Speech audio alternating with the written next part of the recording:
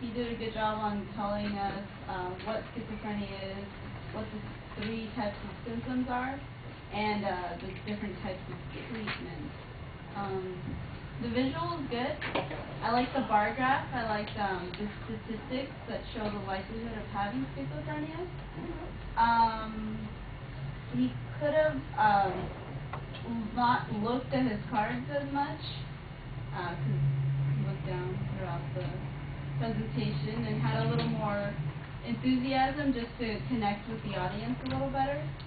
And there was a name that was mentioned, and I wasn't quite sure what the name, who the person was. So I don't know if that was his name, but I wasn't quite sure who that was. It might have been the same girl that he mentioned in the beginning story. I thought that the opening story was pretty effective at setting up a dramatic reason to listen to this. You got a 6-year-old who's suffering from some of these problems, and most of us would be very empathetic in a circumstance like that, and you draw us in with that.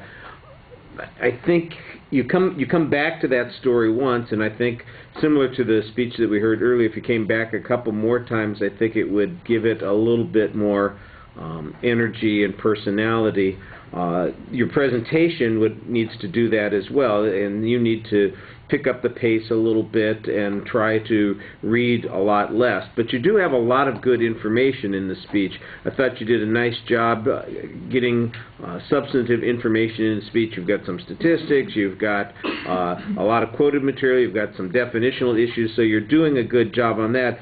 But it needs to be edited and tightened up a little bit, because you go 9 minutes and 38 seconds in the speech, so you're well over time, and a lot of it could be fixed by pacing and just a couple of quick cuts here and there.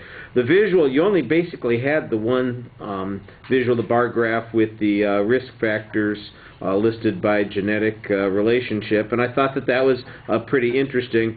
One thing that jumped out at me, it seemed like the process of diagnosis that you talked about would have made sense to have a good flow chart, for instance, on, here's what you do in this circumstance, and then if that doesn't go, then they do these other things, and then, if something there happens, then they go to this other procedure. That would have made some sense as a way of visualizing that concept or idea.